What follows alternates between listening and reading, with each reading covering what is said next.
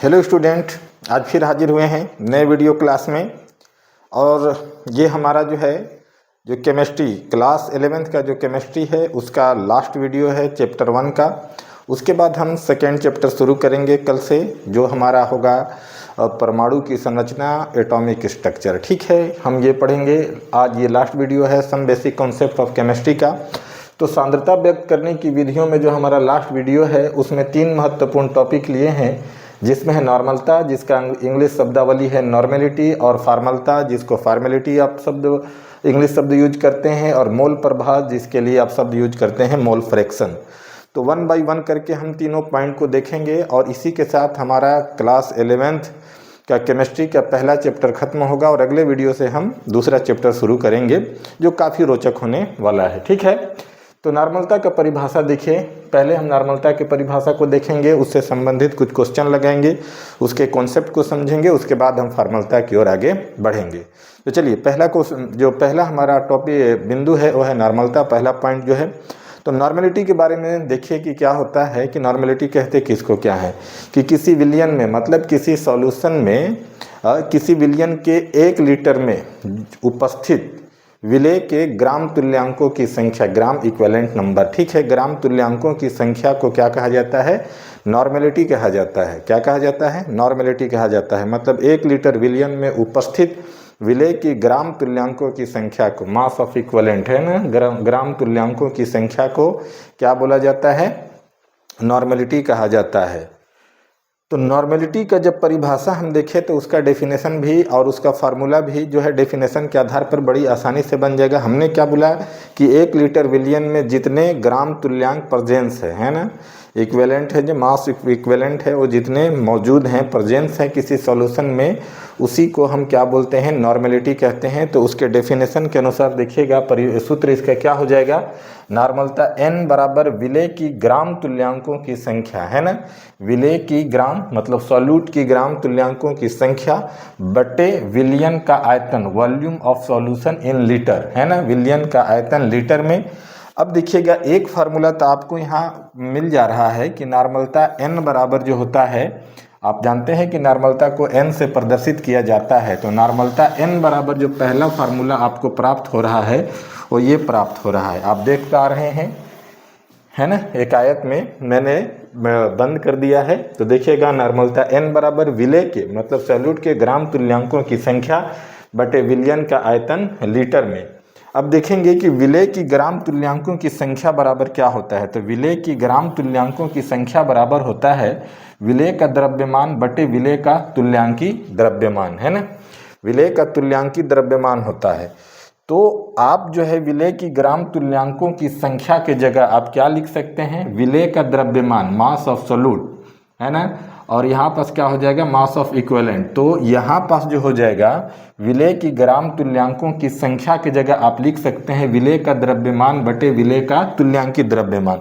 तो मैंने इसके जगह लिख दिया है विलेय का द्रव्यमान बटे विलेय का तुल्यांकी द्रव्यमान, और यहाँ पास गुणे में क्या हो जाएगा? विलियन का आयतन, जो यहाँ लिखा है विलियन का आयतन लीटर में लिखा हुआ है। तो एक फार्मूला हमको ये भी प्राप्त होता है जिसके माध्यम से हम नॉर्मलता से संबंधित जो न्यूमेरिकल प्रश्न आएंगे उनको आप लगा सकते हैं बड़ी आसानी से। तो ये 2 महत्वपूर्ण फार्मूला आपके पास है। जैसे कि हम मोलैलिटी में अब जो पढ़े थे कि अगर संकेत सिंबल में इस सूत्र को लिखा जाए तो कैसे लिखा जाएगा, मतलब संकेताक्षरों में कैसे लिखा जाएगा। ठीक है, तो ऊपर के अब चीज़ों को हम डिलीट करते जाते हैं और आगे बढ़ते जाते हैं। तो गौर से आप बोर्ड पर नज़रें बनाए रखिएगा पूरे वीडियो तक। तो अगर आप इसका स्क्रीनशॉट लेना चाहते हैं तो ले सकते हैं। चलिए, ले लिए। चलिए आगे बढ़ते हैं। तो ऊपर के कुछ पार्ट को हम डिलीट कर देते हैं। देखिएगा आगे क्या हो जाएगा, आगे गौर से देखते जाइएगा। उसके बाद आपके सारे प्रॉब्लम जो हैं क्लियर होते चले जाएंगे। बस आपको फोकस करना है वीडियो पर, अपने नोटबुक पर और अपने बुक पर। तो देखिएगा, गौर से देखिएगा, यहाँ पर देखिएगा, यदि विलियन अभी क्या में किया गया है, जब उसका वॉल्यूम लीटर में है, अगर मिलीलीटर में होगा तो देखिएगा क्या हो जाएगा। यदि आयतन को मिलीलीटर में लिया जाए, यदि आयतन को मिलीलीटर में लिया जाए, ml में लिया जाए, ml में लिया जाए, उस कंडीशन में नॉर्मलता का जो फार्मूला हो जाएगा, आप जानते हैं नॉर्मलता n का जो फार्मूला हो जाएगा वो देखिएगा क्या हो जाएगा, विलेय का द्रव्यमान क्या हो जाएगा, विलेय का द्रव्यमान, ठीक है ये बात, विलेय का द्रव्यमान बटे जो है ये है विलेय का तुल्यांकी द्रव्यमान, तो ये हमने लिख दिया विलेय का तुल्यांकी द्रव्यमान, विलेय का तुल्यांकी द्रव्यमान, विलेय का तुल्यांकी द्रव्यमान।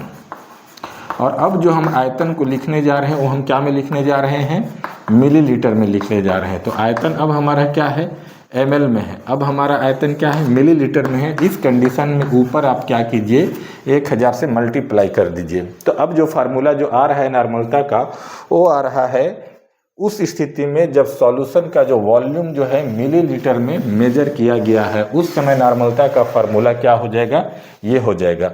यदि आप संकेताक्षरों के रूप में इसको लिखेंगे, एक सिंबॉलिक फॉर्म देंगे इसको, तब देखिएगा क्या हो जाएगा, इसके फार्मूला को जब सिंबॉलिक फॉर्म देंगे, संकेताक्षरों के रूप में लिखेंगे, तब आगे देखिएगा क्या हो जाएगा। गौर से देखिएगा, आपके सारे प्रॉब्लम यहीं क्लियर हो जाएंगे। मान लेते हैं जो विलेय का द्रव्यमान है, विलेय का द्रव्यमान जो है, विलेय का द्रव्यमान गौर से देखिएगा, विलेय के द्रव्यमान को मैं मान लेता हूं कि WB है, ठीक है। उसके बाद जो बट्टे में दिया है विलेय का तुल्यांकी द्रव्यमान, और विलेय के तुल्यांकी द्रव्यमान को मैंने मान लिया है विलेय के तुल्यांकी द्रव्यमान को, विलेय के तुल्यांकी द्रव्यमान को, विलेय के तुल्यांकी द्रव्यमान को मैंने EB मान लिया है। और विलयन का जो आयतन है ना, solution of volume of solution, जो विलयन का आयतन है उसको मैंने क्या मान लिया है, विलयन के आयतन को मैंने भी मान लिया है। तो किस में माना है मैंने, मिलीलीटर में माना है। तब यहाँ पर जब फार्मूला देखेंगे तो नॉर्मलता n के लिए शब्दावली जो प्रयोग हो जाएगा वो n नॉर्मेलिटी के लिए आप उपयोग करते ही हैं। यहाँ पास आप देखिए जो विलेय का द्रव्यमान है वो आपने क्या लिया है, WB लिया है। जो विलेय का तुल्यांकी द्रव्यमान है उसको आपने क्या लिया है, EB लिया है। गुणे में क्या है, 1000 है, और बट्टे में क्या हो जाएगा, आयतन ml में हो जाएगा। तो ये जो है सिंबॉलिक फॉर्म है नॉर्मलता के फार्मूला का। ये सूत्र हो गया संकेताक्षरों के रूप में, जिसके माध्यम से बड़ी आसानी से जो है आप न्यूमेरिकल प्रश्नों को सॉल्व कर पाएंगे। अगर आप इसका स्क्रीनशॉट लेना चाहते हैं तो ले सकते हैं। इसके बाद भी अगर फार्मूला के डेरिवेशन में आपको प्रॉब्लम जाता है तो ज़रूर वीडियो के कमेंट सेक्शन में लिखा कीजिए, आपके प्रॉब्लम को सॉल्व करने का पूरा प्रयास किया जाएगा। उसके बाद देखिए, कॉन्सेप्ट समझने के पीछे का मकसद है कि सबसे पहले जो है किसी विलयन की जो नॉर्मलता है, ध्यान दीजिएगा, किसी विलयन की नॉर्मलता जो है एक कब होती है। जब इस चीज़ को आप समझ जाएंगे तो आपको बड़ी आसानी से क्वेश्चंस को लगाने में आपको महारत हासिल हो जाएगा, मतलब इसके आप एक्सपर्ट बन जाएंगे। तो देखिएगा, हम एक नॉर्मल का परिभाषा बनाने जा रहे हैं कि एक नॉर्मल का परिभाषा क्या होता है। तो गौर से देखते जाइएगा, आपके सारे प्रॉब्लम क्लियर होते जाएंगे कि एक नॉर्मल का परिभाषा क्या होता है। बस आप नज़रें बनाए रखिए, वीडियो क्लासेस पर आपकी सारी समस्याएं दूर हो जाएंगी। देखिएगा, फार्मूला को हम रखे रहते हैं क्योंकि इसका ज़रूरत पड़ने वाला है कि नॉर्मलता जो है मैं एक लाना चाहता हूं, तो किस कंडीशन में नॉर्मलता एक आएगा। ध्यान दीजिएगा कि यदि आयतन को यहाँ मिलीलीटर में मापा जा रहा है, अगर मैं आयतन को 1000 मिलीलीटर ले लूँ, ठीक है, तो यदि मैं आयतन को कितना ले लूँ, WB/EB है, इंटू क्या है, 1000 है, और आयतन को मैंने क्या ले लिया है, 1000 ले लिया है, तो ये इससे कट गया तो क्या हो गया, 1 हो गया। मतलब 1000 ml लिया है मैंने, मतलब कितना लिया है, 1 लीटर लिया है। अब W/EB बचा है, अगर WB = EB है ना, तो इस कंडीशन में क्या हो जाएगा, ये कट के क्या हो जाएगा, 1 और 1 एकम 1 हो जाएगा, मतलब नॉर्मलता क्या हो जाएगा, 1 हो जाएगा। तो W/EB बराबर कब होगा, उसको हम एक जो है कोई अणु लेते हैं, कोई पदार्थ लेते हैं, उसके बाद हम इसको समझने का प्रयास करते हैं। तो चलिए गौर से देखिएगा, मैं 2 प्रकार के अणु लेता हूँ, दोनों के एक नॉर्मेलिटी सॉल्यूशन तैयार करता हूँ। ध्यान दीजिएगा, मान लीजिए कि एक विलयन है ना, जिसका आयतन जो है 1 लीटर है, ठीक है। 1 लीटर है जिसकी नॉर्मलता जो कितनी है 1 लीटर है, अर्थात कितना है ये 1000 ml है। ये बात आपको क्लियर है ना। ये एक मैंने सॉल्यूशन तैयार किया है जिसका वॉल्यूम जो है 1000 ml है और इसमें सल्फ्यूरिक अम्ल का सॉल्यूशन तैयार करना है। किसका सॉल्यूशन तैयार करना है? सल्फ्यूरिक अम्ल का। सल्फ्यूरिक अम्ल ये है। तो आखिर सल्फ्यूरिक अम्ल 1 लीटर में कितना उपस्थित होगा कि उसकी नॉर्मेलिटी 1 होगा? तो सबसे पहले आप क्या कीजिए कि सल्फ्यूरिक अम्ल का जो है सल्फ्यूरिक अम्ल का मोलर द्रव्यमान ज्ञात कीजिए। क्या कीजिए? मोलर द्रव्यमान। तो सल्फ्यूरिक अम्ल का मोलर द्रव्यमान जब आप ज्ञात करेंगे तो देखिएगा क्या हो जाएगा। हाइड्रोजन का जो एटॉमिक मास होता है वो कितना होता है? हाइड्रोजन का एटॉमिक मास होता है 1 और हाइड्रोजन की यहाँ संख्या कितनी है? 2। यहाँ पर सल्फर की जो एटॉमिक मास होता है 32 और ऑक्सीजन का होता है 16, है ना, 16 होता है। ठीक है, तो और ये 4 टाइम है तो ये क्या हो जाएगा? 64 हो जाएगा। जब इसको आप ऐड करेंगे तो 32 और 64 कितना हो जाएगा? 3 2 6 और ये 9 और ये 2 1 जा 2 तो 96 और ये क्या हो जाएगा? 98 हो जाएगा। मतलब इसका जो एटॉमिक मास आ रहा है 98 AMU या 98 ग्राम मोलर द्रव्यमान की बात करेंगे तो वो कहलाएगा। ये बात क्लियर है। अब थोड़ा सा आप देखिए कि आप क्या निकालने जा रहे हैं। ये EB निकालने जा रहा हूँ मैं। क्या निकालने जा रहा हूँ? EB निकालने जा रहा हूँ। और EB मतलब क्या है? तुल्यांकित द्रव्यमान, मास ऑफ इक्विवेलेंट है, तुल्यांकित द्रव्यमान है। तो तुल्यांकित द्रव्यमान निकालने का जो फार्मूला है वो देखिएगा क्या है। तुल्यांकित द्रव्यमान निकालने का जो फार्मूला है इसको आप ध्यान दीजिएगा कि तुल्यांकित द्रव्यमान बराबर होता है अगर अम्ल लिया गया है, ठीक है, तो यहाँ पास क्या हो जाएगा? अम्ल का मोलर द्रव्यमान, अम्ल का मोलर द्रव्यमान, ठीक है, अम्ल का मोलर द्रव्यमान बटे क्या हो जाएगा? क्षारकता। क्या हो जाएगा? क्षारकता। ठीक है, ये बात क्लियर है। गौर से देखिएगा, ये बात क्लियर हो गया है तो आगे बढ़िएगा। अगर अम्ल का मोलर द्रव्यमान मतलब इसका क्या हो जाएगा? Molar mass of acid by क्षारकता मतलब बेसिसिटी। क्या हो जाएगा? बेसिसिटी, है ना। Mass of equivalent equal to, है ना, mass of molar mass of acid by क्या हो जाएगा? बेसिसिटी। अगर बात किया जाए कि तुल्यांकित द्रव्यमान बराबर, एग्जाम्पल में मैंने यहाँ अम्ल लिया है तो ये फार्मूला का उपयोग किया जाएगा। किसको निकालने के लिए? तुल्यांकित द्रव्यमान मतलब EB को निकालने के लिए। EB को निकालने के लिए इस फार्मूला का उपयोग किया जाएगा। ठीक है, लेकिन अगर मैं एग्जाम्पल में अगर मैं सोडियम हाइड्रोक्साइड लेता हूँ, क्या लेता हूँ? Sodium hydroxide. तो ये क्या है? क्षार है, बेस है। तो जब बेस है तो यहाँ पास क्या हो जाएगा? क्षार का मोलर द्रव्यमान। कौन सा सूत्र प्रयोग किया जाएगा? ये क्षार का मोलर द्रव्यमान और बट्टे में हो जाएगा इसका, है ना, अपॉन क्या हो जाएगा? इसका अम्लता हो जाएगा, जिसको आप एसिडिटी बोलते हैं। क्या बोलते हैं? एसिडिटी, है ना। मोलर मास ऑफ क्षार बाई एसिडिटी। कब? जब एग्जाम्पल के रूप में आप क्या लिए हैं? बेस लिए हैं, क्षार लिए हैं। और ये फार्मूला का उपयोग कब करेंगे? जब अम्ल लिए हैं। तो ये क्षारकता और ये अम्लता, ये कौन सी संख्या होती है इसको हम ध्यान देते हैं। अगर मैं क्षारकता की बात करूं तो क्षारकता में मैंने अगर अम्ल लिया है एग्जाम्पल में तो अम्ल क्या है आपका? सल्फ्यूरिक अम्ल है। और सल्फ्यूरिक अम्ल का आयोनाइजेशन होता है तो 2H positive plus SO4 double negative लगता है। मतलब ये दो क्षारक मूलकों OH निगेटिव आयनों से क्या करता है? रिएक्शन करता है। तो इसकी यहाँ जो संख्या 2 है यही यहाँ का कहलाएगा? क्षारकता कहलाएगा। और अगर सोडियम हाइड्रोक्साइड का बात करूं तो सोडियम हाइड्रोक्साइड का यहाँ जब आयोनाइजेशन होगा तो Na positive plus OH negative निकलेगा। तो इसकी संख्या कितनी है? 1 है। तो यहाँ पास अम्लता क्या कहलाएगा? 1 कहलाएगा। ध्यान दीजिएगा कि जब अम्ल के बारे में बात बोला जाएगा तो यहाँ क्षारकता बेसिसिटी का बात किया जाएगा। अगर क्षार के बारे में बोला जाएगा तो यहाँ अम्लता 1 के बारे में बात किया जाएगा। अब पुनः हम लौटते हैं उस सॉल्यूशन की ओर जिसकी नॉर्मेलिटी हमको 1 रखना है। तो यहाँ पास देखिएगा तुल्यांकित द्रव्यमान EB आपको निकालना है। तो इस फार्मूला का जब सल्फ्यूरिक अम्ल का प्रयोग करें, इस फार्मूला का प्रयोग करेंगे सल्फ्यूरिक अम्ल के लिए, तो अम्ल का जो मोलर द्रव्यमान आया है वो कितना आया है? 98 आया है। और 98 आया है और इसकी जो क्षारकता है वो कितनी है? 2 है। तो ये जब इससे डिवाइड करेंगे तो ये कितना आएगा? 49 आएगा। अगर आप इसमें 49 ग्राम सल्फ्यूरिक अम्ल डालते हैं, कितना डालते हैं, 49 ग्राम सल्फ्यूरिक अम्ल डालते हैं, तो क्या हो जाएगा, इस फार्मूला को एक बार और देखिए कि आपने विलेय के रूप में, सॉल्यूट के रूप में सल्फ्यूरिक अम्ल को कितना लिया है, 49 ग्राम लिया है, और इसका तुल्यांकी भार कितना है, तुल्यांकी द्रव्यमान है ना, मास ऑफ इक्विवेलेंट कितना आया है, 49 ही आया है, और ये बट्टे में 1000 है, और आयतन को आपने 1 लीटर लिखा है। उस कंडीशन में ये जब कटेगा तब कितना इसकी नॉर्मेलिटी आएगी, 1 आएगी। अगर आप 98 ग्राम विलेय के रूप में लिए हैं तब उसकी नॉर्मेलिटी कितनी हो जाएगी, 2 हो जाएगी। ठीक है, अगर आप यहाँ 98 ग्राम ले लिए हैं, कितने में, 1000 ml में, तो यहाँ पास 98 रखेंगे, यहाँ 49 रखेंगे, तुल्यांकी द्रव्यमान 49 आया है, तो ये कटेगा तो 2 आ जाएगा।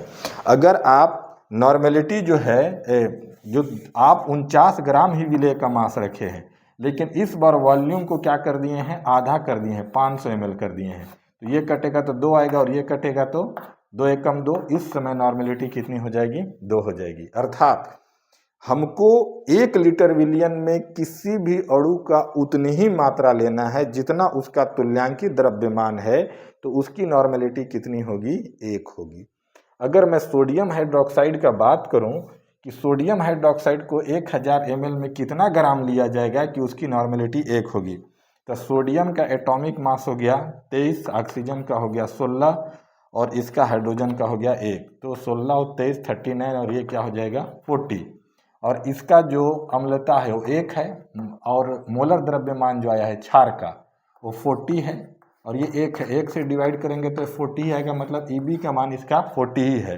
तो इस फार्मूला में पुट करेंगे तो ये भी 40 होना चाहिए, और ये तो 40 आया ही है, और वॉल्यूम अगर 1000 ml लिए हैं तो ये कट कर कितना आएगा, 1 आएगा। अगर आयतन को 500 ml करते हैं तो नॉर्मेलिटी 2 आ जाएगा, अगर आयतन को 2000 ml करते हैं तो ये 1/2 आ जाएगा।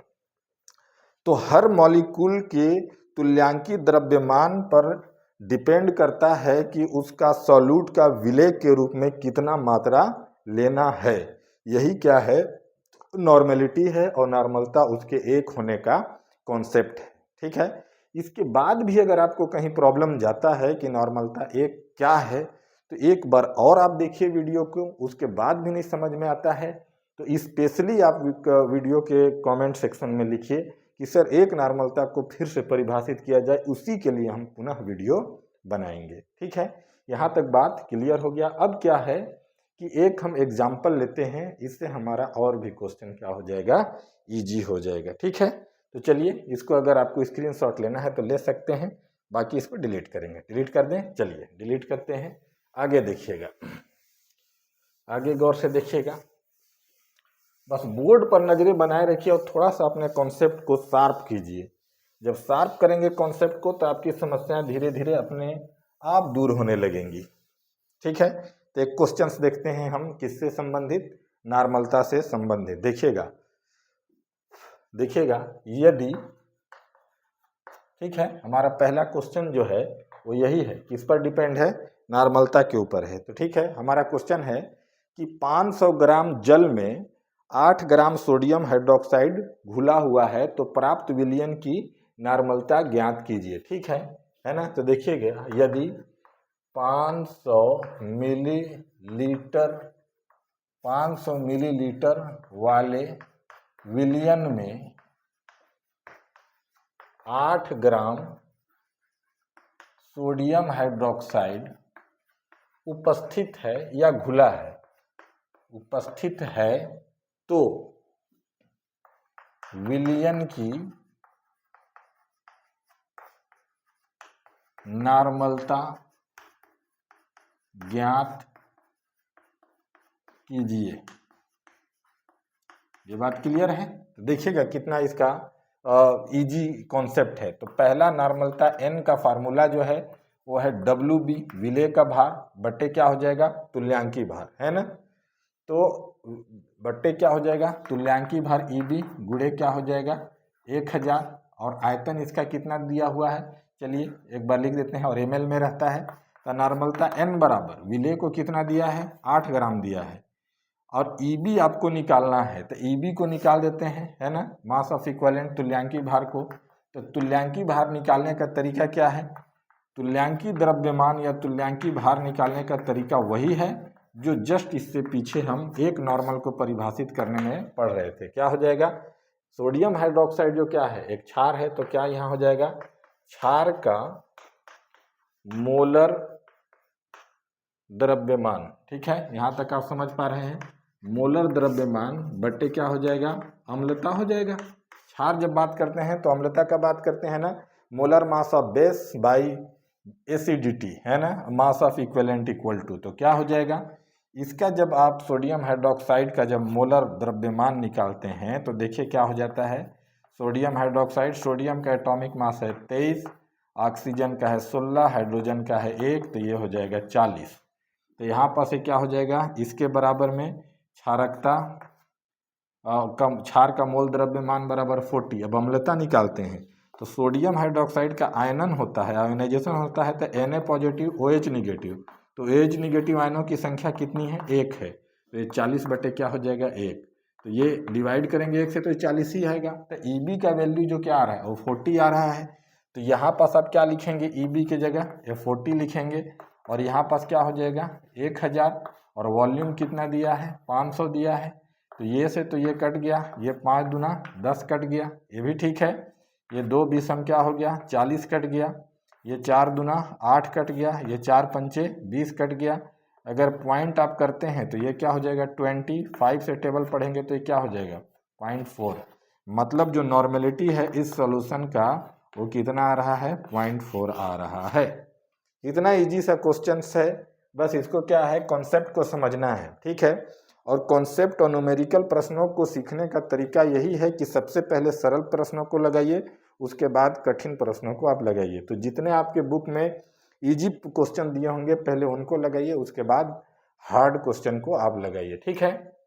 चलिए अब आगे बढ़ते हैं, एक और क्वेश्चन को सॉल्व करते हैं, तो हमारा जो है बेस कंप्लीट हो जाएगा, इसका कॉन्सेप्ट भी कंप्लीट हो जाएगा। चलिए गौर से देखते हैं। तो एक क्वेश्चन को सॉल्व कर लिए, एक क्वेश्चन को और हम सॉल्व करते हैं, जिससे क्या हो जाएगा, हमारा प्रॉब्लम क्या हो जाएगा? टोटली दूर हो जाएगा।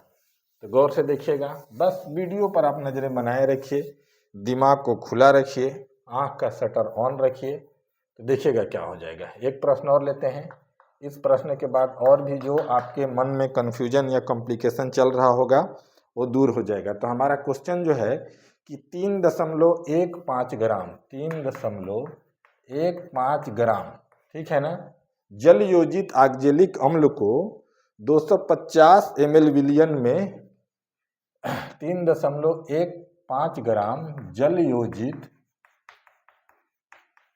ऑक्जेलिक अम्ल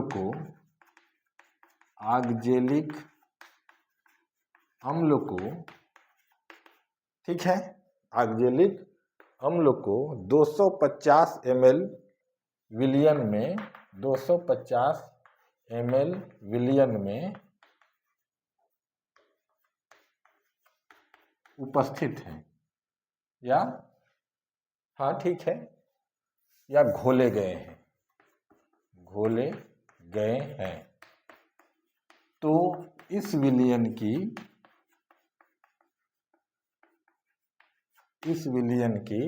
नॉर्मलता ज्ञात कीजिए, इस विलियन की नॉर्मलता ज्ञात कीजिए, ठीक है। तो सबसे पहले जो है आपको नॉर्मेलिटी के संबंध में जो फार्मूला है वो याद होना चाहिए। तो नॉर्मलता n बराबर क्या हो जाता है? WB बाई क्या हो जाता है? EB हो जाता है, 1000 बाई क्या हो जाएगा? V हो जाएगा। अगर प्रश्न में ऑक्जेलिक अम्ल का फार्मूला दिया है, जल योजित ऑक्जेलिक अम्ल का फार्मूला, तो अच्छा है, नहीं दिया है तो ऐसे कुछ जो फार्मूला है उनको आप याद रखने का प्रयास करें। तो जल योजित ऑक्जेलिक अम्ल का फार्मूला जो होता है COH और COH डॉट जो है 2H2O होता है। मतलब ऑक्जेलिक अम्ल के क्रिस्टलीय संरचना में जल के 2 अणु फंसे रहते हैं जो स्टेबल हैं 1 या 3 के तुलना में। ये प्रयोगों द्वारा, एक्सपेरिमेंट द्वारा देखा गया है ना। तो जल योजित ऑक्जेलिक अम्ल है। ऑक्जेलिक अम्ल का बात करेंगे तो विदाउट वाटर मॉलिक्यूल, बाकी ऑक्जेलिक एसिड ये है ना। लेकिन जब हाइड्रेटेड ऑक्जेलिक एसिड का बात करते हैं तो यहाँ पर 2H2O आपको लिखना जरूरी है। तो अब यहाँ पास देखिएगा कि दिया है, क्या क्या दिया है देखिएगा। दिया है WB मतलब मास ऑफ सोल्यूट कितना दिया है, 3.15 ग्राम दिया है, ये बात ठीक है। वॉल्यूम जो है वो भी दिया है, EB दिया है कि नहीं, EB मास ऑफ इक्विवेलेंट तुल्यांकित द्रव्यमान नहीं दिया है। वॉल्यूम दिया है, वॉल्यूम कितना दिया है 250 ml, 250 ml। तो अब है कि EB निकाला जाए। तो EB निकालने का जो हमारा फार्मूला है वो जग जाहिर हो चुका है। EB निकालने का जो हमारा फार्मूला है, EB का मतलब मास ऑफ इक्विवेलेंट मतलब तुल्यांकित द्रव्यमान। तो EB तुल्यांकित द्रव्यमान बराबर क्या होता है, EB तुल्यांकित द्रव्यमान बराबर होता है मोलर द्रव्यमान, मास ऑफ मोलर एसिड है ना, मोलर मास ऑफ एसिड। तो मोलर द्रव्यमान और बट्टे में क्या हो जाएगा, अब चूंकि एसिड है तो यहाँ नीचे बेसिसिटी लिखाएगा, क्षारकता लिखाएगा, ये बात क्लियर है। तो यहाँ पास क्या हो जाएगा, मोलर मास मतलब इसके जो टोटल मोलर मास है इस मॉलिक्यूल को जोड़ते हैं। तो जोड़ेंगे तो यहाँ कार्बन की संख्या कितनी है, 2 है, और एक कार्बन का एटॉमिक मास कितना होता है, 12 होता है। तो ये कितना हो जाएगा, 24 हो जाएगा। ऑक्सीजन का एटॉमिक मास 16 होता है और 1 2 3 4 है, तो ये क्या हो जाएगा 64 हो जाएगा। और यहाँ पास हाइड्रोजन है, हाइड्रोजन का संख्या 2 है और एक का होता है एक का एटॉमिक मास 1 होता है, तो 2 का 2 हो जाएगा।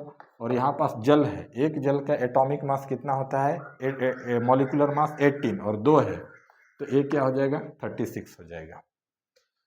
इसको जब जोड़ेंगे प्लस करेंगे तो क्या हो जाएगा, 6 2 8 8 4 12 12 4 16 हो जाएगा। ये लगभग कितना आएगा, लगभग नहीं कन्फर्म, ये कितना आ गया 126। तो इसका EB जो निकालेंगे तुल्यांकित द्रव्यमान तो क्या हो जाएगा 126 बटे क्या, क्षारकता। तो जब ऑक्जेलिक अम्ल जब आयोनाइज्ड होता है तो ये 2H पॉजिटिव आयन रिलीज करता है, यहाँ से एक, यहाँ से और एक यहाँ से। तो हाइड्रोजन आयनों की संख्या कितनी हो गई 2, तो यहाँ ये 2 हो गया। तो इससे जब डिवाइड करेंगे तो कितना आ जाएगा 63। तो जो EB है वो आ गया, उसका वैल्यू कितना आ गया 63 आ गया। ठीक है, आगे बढ़ें। चलिए इधर का आप स्क्रीनशॉट लेना चाहें तो ले सकते हैं, क्योंकि इसको डिलीट करने जा रहे हैं। चलिए आप ले चुके होंगे तो आगे बढ़ते हैं। अब सारे हमको डिजिट मिल गए हैं, तो अब आगे देखते हैं। जब डिजिट मिल गए हैं तब देखिएगा n = हो जाएगा आपका, n = गौर से देखिएगा WB का मान दिया है 3.15, ये भी बात क्लियर है। और जो EB आया है वो मास ऑफ इक्विवेलेंट जो आया है वो कितना आया है 63 आया है। और यहाँ पास जो लिए हैं 1000 लिए हैं, और यहाँ पास जो आप लिए हैं वो कितना लिए हैं 250 लिए हैं। तो यहाँ पास क्या हो जाएगा 250 चौको कितना हो जाएगा 100 हो जाएगा, है ना। ये 250 चौको कितना हो जाएगा 100 हो जाएगा, ये 1000 हो जाएगा। अब यहाँ पास जो है आप इसको डिवाइड करना शुरू कीजिए, छोटे छोटे जो मैथमेटिकल रिएक्शंस हैं, एक्शंस हैं, उनको करना सीखिए। तो 3.15 है, मैं इसके पूरे पॉइंट को दशमलव को हटा देता हूँ, तो ये हो जाएगा 63। तो इसके पॉइंट को हटाया हूँ तो पॉइंट को यहाँ 1 मानूँ, इसके बाद 2 डिजिट है तो यहाँ 2 जीरो लगा दूंगा, 2 जीरो लग गया। उसके बाद देखिएगा यहाँ पास आपका कितना है 4 है, तो यहाँ पास देखिएगा एक इवन नंबर ये भी है, एक इवन नंबर ये भी है। तो ये अगर आप डिवाइड करेंगे तो इससे डिवाइड करेंगे तो 25 टाइम में क्या हो जाएगा डिवाइड हो जाएगा। यहाँ पास देखिएगा ऑड नंबर यहाँ भी है, ऑड नंबर यहाँ भी है, तो एक ऑड नंबर से ही डिवाइड करके देखते हैं। तो देखिएगा क्या हो जाएगा, अगर 3 से ही करूँगा तो ये क्या हो जाएगा 3 दूनी 6, और ये क्या हो जाएगा 3 एकम 3। यहाँ पास अब 3 से इसको डिवाइड किए हैं तो ऊपर वाले को भी करना पड़ेगा, तो 3 एकम 3 और ये 0 और 3 बचे क्या होता है 15 होता है। 3 से एक बार और ही जाएगा इसका टेबल, तो 7 3 सत्ते क्या होता है 21 होता है, ये 3 तिहाई 9 हो जाएगा, और एक कैरी आएगा नीचे एक रिमाइंडर, तो ये हो जाएगा 5 15, तो ये हो जाएगा 3 5 15। और इसको करेंगे तो ये क्या हो जाएगा 7 7 5 35, और यहाँ 25 है तो इससे डिवाइड करेंगे तो क्या हो जाएगा 5 5 25, तो 1 बटे कितना आ रहा है 5 आ रहा है। अगर मैं पॉइंट लगा दूँ तो ये कितना हो जाएगा 10 हो जाएगा, तो ये क्या हो जाएगा 5 दूनी 10। मतलब जो इस विलियन की जो नॉर्मेलिटी आ रहा है वो कितना आ रहा है, वो 0.2 आ रहा है। मैं समझता हूँ यहाँ कोई भी परेशानी आपको नहीं है। तो इस प्रकार से नॉर्मेलिटी जो एक हमारा एक डेफिनेशन था, उसके बाद उससे संबंधित कॉन्सेप्ट थे और कुछ जो उसके न्यूमेरिकल क्वेश्चन थे वो क्लियर होते हैं। ठीक है, अब चलिए आगे जो हमारा अगला पॉइंट है वो है फॉर्मलता। अगर आप इसका स्क्रीनशॉट लेना चाहें तो ले सकते हैं। चलिए आगे बढ़ते हैं, इसको डिलीट कर देते हैं। अब चलिए आगे देखिएगा गौर से, जो हमारा अगला पॉइंट है वो है फॉर्मलता। देखिएगा गौर से, सारी चीज़ों का हल यही है। फॉर्मेलिटी, फॉर्मेलिटी का डेफिनेशन देखिए, फॉर्मेलिटी का डेफिनेशन देखिए, है ना। किसी विलियन के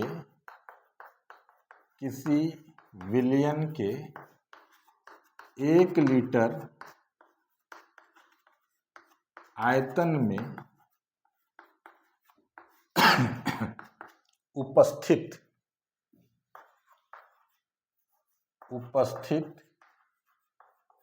विलेय के ग्राम सूत्र द्रव्यमानों की संख्या को फॉर्मलता कहते हैं। संख्या को फॉर्मलता कहते हैं। ये हमारा एक सिंपल सा फार्मूला है, इसे F से प्रदर्शित करते हैं। तो जो फार्मूला है वो क्या हो जाएगा, फॉर्मलता F बराबर हो जाएगा विलेय का ग्राम सूत्र द्रव्यमान, ग्राम सूत्र द्रव्यमान संख्या बट्टे हो जाएगा विलियन का आयतन लीटर में, विलियन का आयतन लीटर में।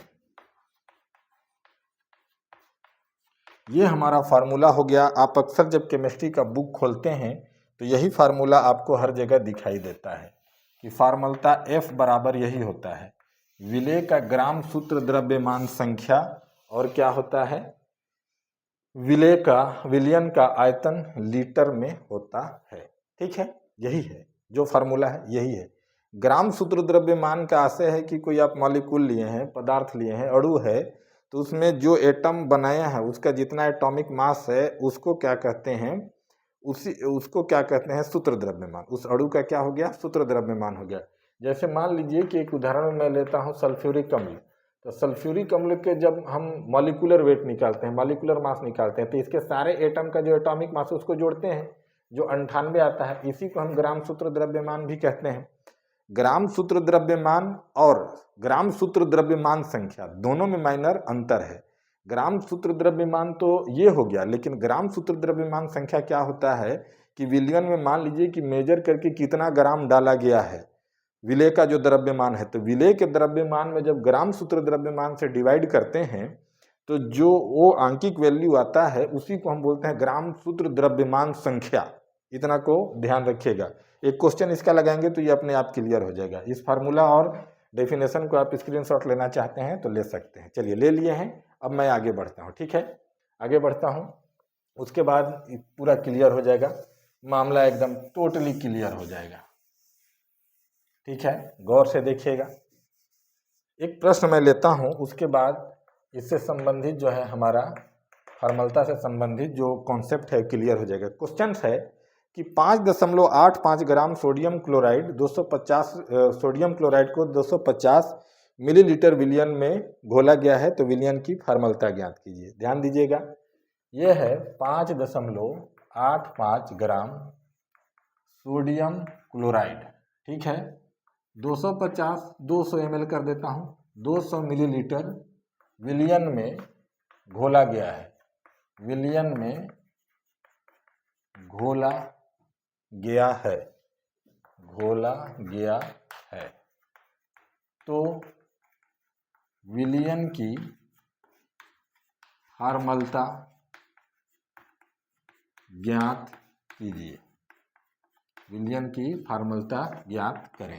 यहाँ पास देखिएगा, जो विलेय का द्रव्यमान है उसको देखिएगा, विलेय का द्रव्यमान तो विलेय का द्रव्यमान जो है वो कितना है, आप देख पा रहे हैं कि 5.85 है।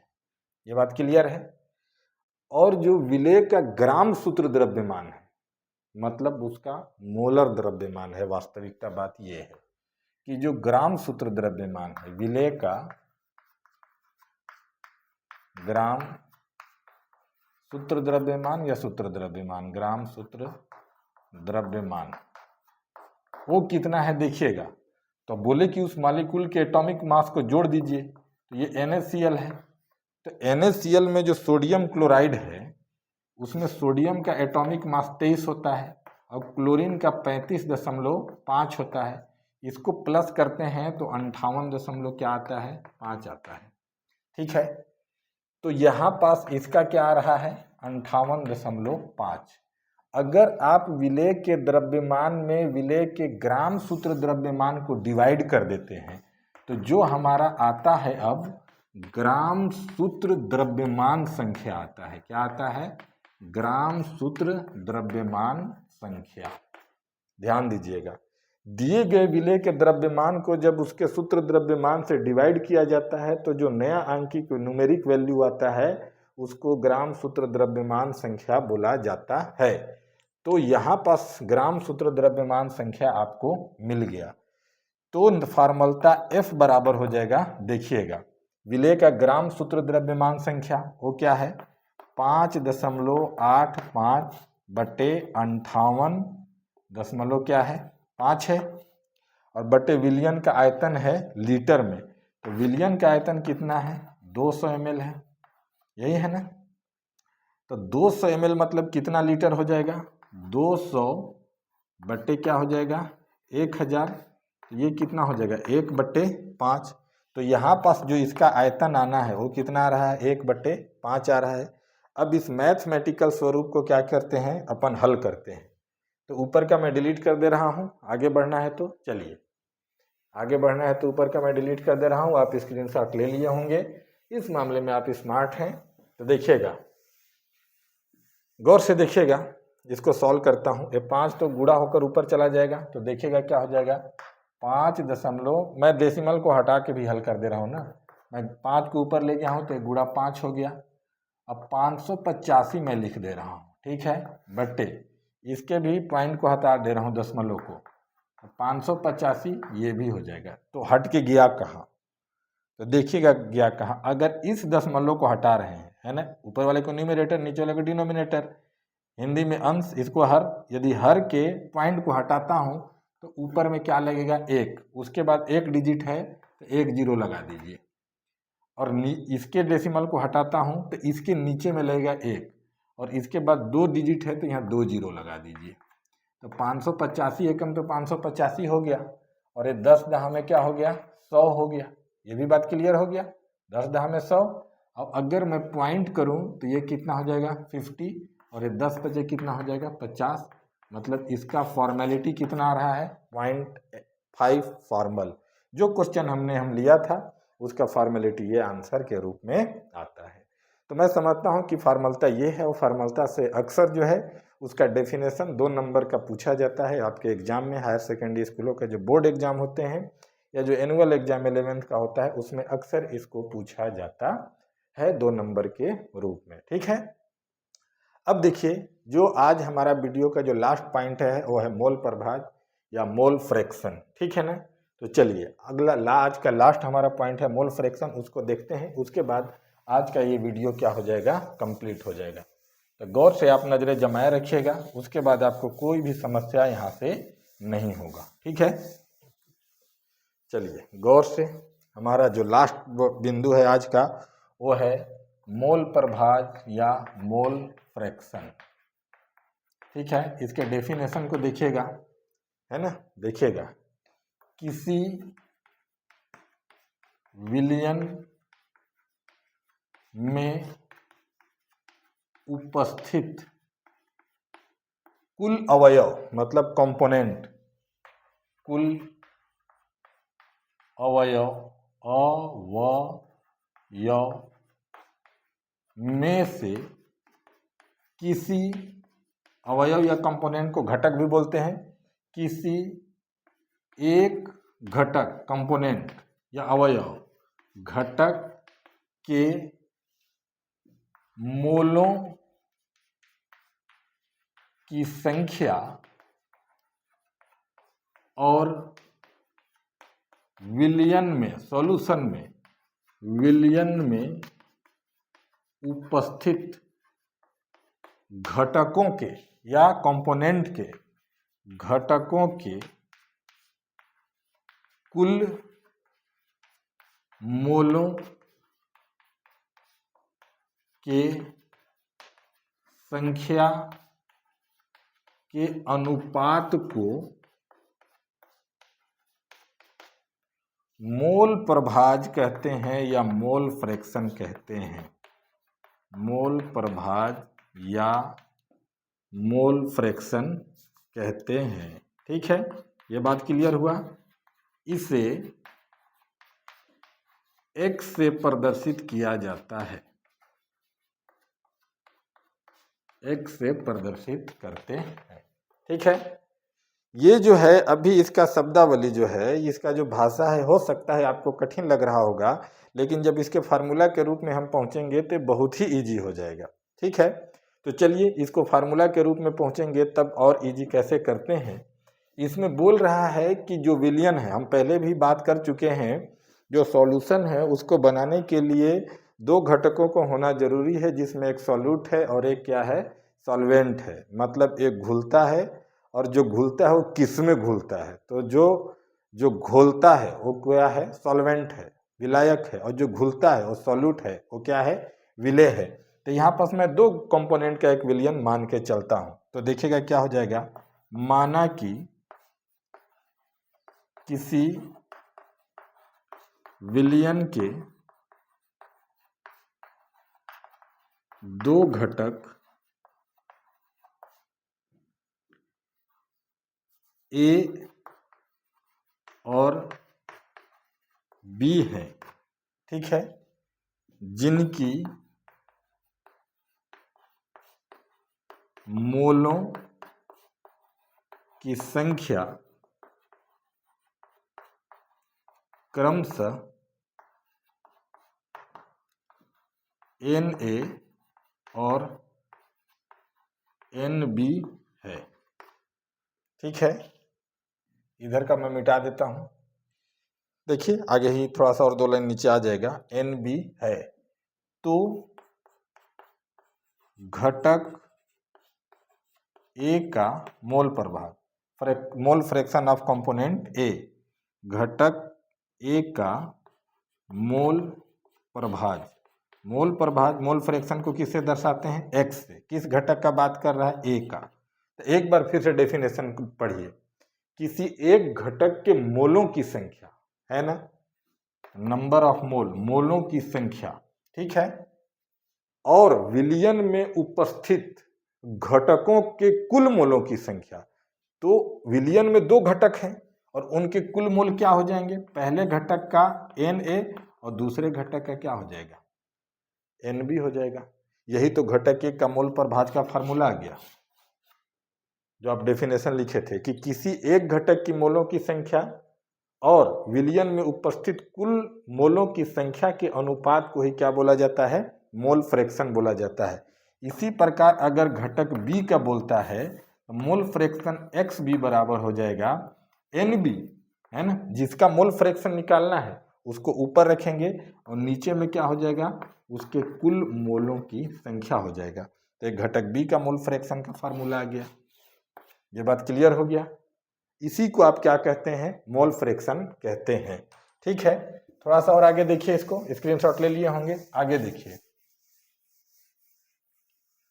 दोनों घटकों के मोल प्रभाज को हम क्या कर देते हैं, जोड़ देते हैं। दोनों घटकों के मोल प्रभाज को जोड़ने पर, ठीक है, तो पहले घटक का मोल प्रभाज क्या है, XA है, दूसरे घटक का मोल प्रभाज क्या है, XB है। तो ये वाला भी जुड़ जाएगा दोनों का, तो क्या हो जाएगा, एक में Na बटे Na प्लस क्या हो गया NB प्लस यहाँ पास क्या हो जाएगा NB घटक B का मोल फ्रैक्शन है ना, mole fraction of component B, तो यहाँ क्या हो जाएगा Na प्लस NB। अब देख रहे हैं कि जब इसको आप सॉल्व करने जा रहे हैं तो इनका जो डिनोमिनेटर है, जो हर है, दोनों का एक समान है, तो उनका एलसीएम भी क्या होगा, एक ही होगा। तो क्या हो जाएगा XA plus XB equal to NA plus NB, और नीचे दोनों का एलसीएम सेम हो जाएगा, एक ही होता है, Na प्लस NB हो जाएगा। तो आप देख रहे हैं कि न्यूमरेटर और डिनोमिनेटर क्या है, इक्वल है, तो एक के टेबल से कट जाएगा, तो XA प्लस XB बराबर क्या होता है, एक होता है। इसको आप याद रखें, किसी विलयन में कुल घटकों का, कुल कंपोनेंट का मोल फ्रैक्शन का जो सम है वो हमेशा क्या होता है, एक होता है। इसको नोट कर लीजिए, क्योंकि जब आप क्लास 12 जाएंगे, सॉल्यूशन चैप्टर पढ़ेंगे और वहाँ जब राउल्ट्स का नियम पढ़ेंगे तो वहाँ कई बार इसका उपयोग आपको देखने को मिलेगा। तो इस प्रकार से हमारा केमिस्ट्री का चैप्टर 1 और ये वीडियो हमारा समाप्त होता है। अगर ये आपके लिए ये वीडियो उपयोगी है तो अंसारी एजुकेशन चैनल को लाइक कीजिए, सब्सक्राइब कीजिए और अपना प्रॉब्लम को हमारे साथ शेयर कीजिए, ताकि आपको साइंस में मतलब केमिस्ट्री में किसी भी प्रकार का प्रॉब्लम ना हो। हम आपके प्रॉब्लम दूर करने के लिए हमेशा हाजिर हैं। Thank you very much.